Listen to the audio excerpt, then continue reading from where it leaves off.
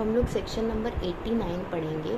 Section number 89 जो है उसकी हेडिंग देखिए, declaration in respect of the beneficial interest. मतलब हम लोग यहाँ पर बेनिफिशियल इंटरेस्ट देखेंगे कि बेनिफिशियल इंटरेस्ट को क्या डिक्लेरेशन देना पड़ता है। तो उससे पहले हम लोगों को ये समझना होगा कि beneficial owner and registered owner के बीच में क्या डिफरेंस होता है। अब जैसे कि मान लो एक मिस्टर ए है और मिस्टर ए ने अगर मान लो शेयर्स खरीदे हैं एक्स लिमिटेड के, तो एक्स लिमिटेड के अगर वो शेयर्स खरीदते हैं तो एक्स लिमिटेड जो है वो अपने रजिस्टर ऑफ मेंबर में मिस्टर ए का नाम एज अ मेंबर लिख देंगे। तो इसलिए मिस्टर ए जो होगा वो रजिस्टर्ड ओनर होगा। तो रजिस्टर्ड ओनर कौन होता है? जिसका नाम रजिस्टर ऑफ मेंबर में आता है।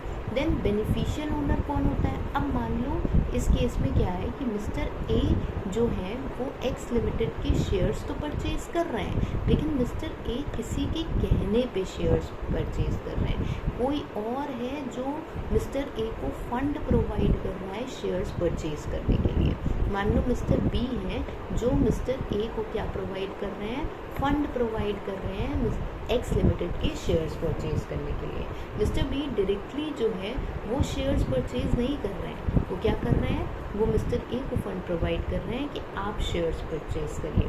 और जो मान लो कोई बेनिफिट मिलना है वो मिस्टर ए जो है वो मिस्टर बी को देते हैं मिस्टर बी के कहने पे। जैसे कोई वोटिंग राइट जो मिस्टर ए एक्सरसाइज करेंगे एक्स लिमिटेड में, वो मिस्टर बी जो है वो ए को बताएंगे कि उनको कैसे वोट करना है। जो भी डिविडेंड एक्स लिमिटेड ए को देती है वो डिविडेंड ए जो है वो बी को दे देता है। तो इनडायरेक्टली कंट्रोल किसका है? इनडायरेक्टली कंट्रोल हमारा बी का है, ए का नहीं। तो इस केस में ए तो सिर्फ दिखावे कि उसमें रजिस्टर्ड ओनर है क्योंकि उनका नाम रजिस्टर ऑफ मेंबर में लिखा हुआ है, लेकिन एक्चुअल उसके पीछे कौन है? पर्दे के पीछे कौन है? Mister B.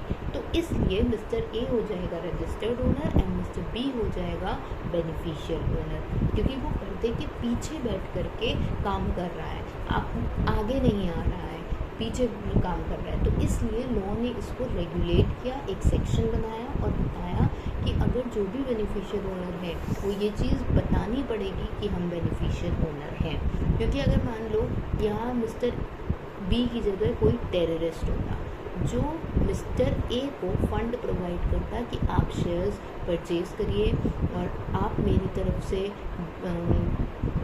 वोटिंग एक्सरसाइज करिए, तो एक तरीके से एक जो टेररिस्ट है उसका कंट्रोल हो जाता है इनडायरेक्टली एक्स लिमिटेड में। तो उन सब चीज़ों को रेगुलेट करना है। मनी लॉन्ड्रिंग भी इसमें आराम से हो सकती थी, तो इसलिए ये वाला हमारा सेक्शन बनाया गया, सेक्शन नंबर 89। अब सेक्शन नंबर 89 क्या कहता है? ध्यान से पढ़ेंगे। Where the name of a company is entered in the register of a member of a company as the holder of the shares in the company but does not hold the beneficial interest in such shares। मतलब कोई एक person है जिसका नाम register of member में तो entered है company के, लेकिन एक्चुअल में बेनिफिशियल इंटरेस्ट उसको नहीं मिल रहा है, बेनिफिशियल इंटरेस्ट तो किसी और को मिल रहा है। तो उस केस में ये जो रजिस्टर्ड ओनर होगा जिसका नाम रजिस्टर ऑफ मेंबर में लिखा है वो एक डिक्लेरेशन देगा within such time and in such form as may be prescribe to the company. And such time है 30 डेज एंड फॉर्म है MGT 4। तो उस केस में जो रजिस्टर्ड ओनर है वो कंपनी को डिक्लेरेशन देगा कि हम रजिस्टर्ड ओनर हैं बट बेनिफिशियल ओनर तो ये है। नेक्स्ट इज कि जो बंदा बेनिफिशियल ओनर होगा, जो बेनिफिशियल इंटरेस्ट होल्ड कर रहा होगा, वो भी एक डिक्लेरेशन कंपनी को देगा विद इन 30 डेज देगा कंपनी को कि हम बेनिफिशियल ओनर हैं, हम बेनिफिट उठा रहे हैं। थर्ड है, कह रहे हैं कि अगर मान लो कोई चेंज होता है बेनिफिशियल इंटरेस्ट में, मतलब अभी जैसे हमारे एग्जाम्पल में मिस्टर बी जो था वो बेनिफिशियल ओनर था, अब मिस्टर बी की जगह मिस्टर डी बेनिफिशियल ओनर हो गया, तो चेंज हुआ ना बेनिफिशियल इंटरेस्ट में। तो उस केस में दोनों ही लोग, the person referred in subsection 1 मतलब registered owner and the beneficial owner, दोनों ही लोग 30 डेज के अंदर अंदर कंपनी को डिक्लेरेशन देंगे कि रजिस्टर्ड डिक्लेरेशन देंगे कि कौन चेंज हुआ है? बेनिफिशियल ओनर चेंज हुआ है। नेक्स्ट तो सिंपल है कि सेंट्रल गवर्नमेंट कभी भी चाहे तो रूल्स बना सकती है इसके रिगार्डिंग, और सेंट्रल गवर्नमेंट ने रूल्स भी बनाए हुए हैं। उसके बाद नेक्स्ट है if a company fails to make a declaration. अब if a person fails to make a declaration, अब जो डिक्लेरेशन आपको सबसेक्शन 1 में देनी थी रजिस्टर्ड ओनर को, जो डिक्लेरेशन सबसेक्शन 2 में देनी थी बेनिफिशियल ओनर को, जो डिक्लेरेशन सबसेक्शन 3 में देनी थी, 3 में कौन सी देनी थी, चेंजेस वाली। तो अगर कोई भी डिक्लेरेशन कंपनी को नहीं देता है तो उसके ऊपर लगेगी पेनल्टी, कितनी, 50,000 रुपीज़ की, और अगर मान लो कंटिन्यूइंग फेलियर है तो उस केस में पेनल्टी लग जाएगी 200 रुपये की फॉर ईच डे।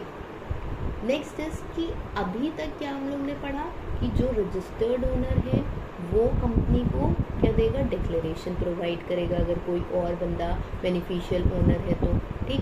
दूसरे में हम लोग ने क्या पढ़ा कि जो बेनिफिशियल ओनर है वो कंपनी को डिक्लेरेशन प्रोवाइड करेगा, एंड तीसरे में हम लोग ने पढ़ा कि कुछ भी अगर बेनिफिशियल इंटरेस्ट में चेंज होता है तो वो कंपनी को डिक्लेरेशन देगा, दोनों लोग। अब फर्दर कंपनी ये चीज़ की डिक्लेरेशन जो है वो आरओसी को देगी। जैसे ही कंपनी के पास ये डिक्लेरेशन आ जाएगा तो कंपनी जो है 30 डेज़ के अंदर अंदर from the receipt of the declaration वो आरओसी को डिक्लेरेशन देगी कि ये रजिस्टर्ड ओनर है और ये बेनिफिशियल ओनर है। तो वही सबसेक्शन 6 बोल रहा है कि अगर कुछ भी डिक्लेरेशन मतलब जब भी डिक्लेरेशन कंपनी रिसीव करेगी तो कंपनी भी 30 डेज़ के अंदर अंदर from the receipt of the declaration वो आरओसी को बताएगी।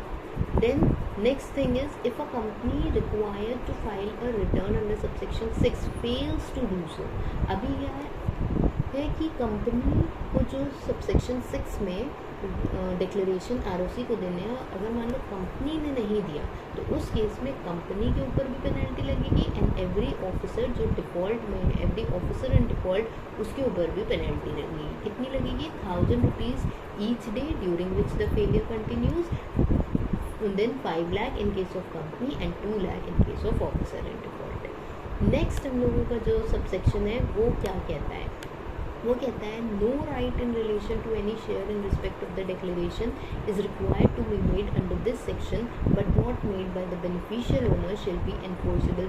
मतलब ये जितने भी राइट्स हैं वो एनफोर्स नहीं करेगा बेनिफिशियल ओनर अगर वो डिक्लेरेशन नहीं देता है। मतलब डिक्लेरेशन देना था बेनिफिशियल ओनर को, उसने डिक्लेरेशन नहीं दिया तो जो इनडायरेक्टली उसको बेनिफिट्स मिल रहे हैं वो बेनिफिट्स उसको नहीं मिलेंगे।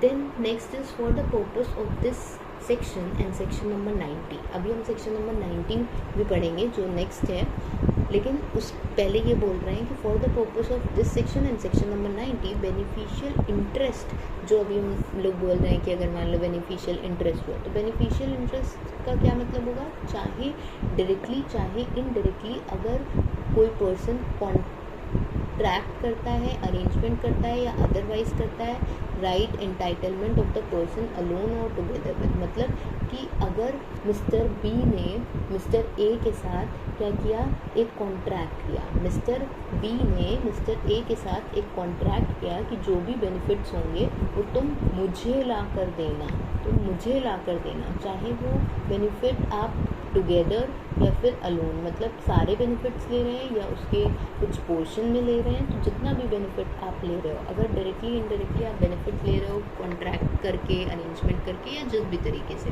तो उस केस में आपका वो बेनिफिशियल इंटरेस्ट माना जाएगा। जैसे डिविडेंड में पार्टिसिपेट करना या कोई भी राइट्स को एक्सरसाइज करना, ये सारी चीज़ें।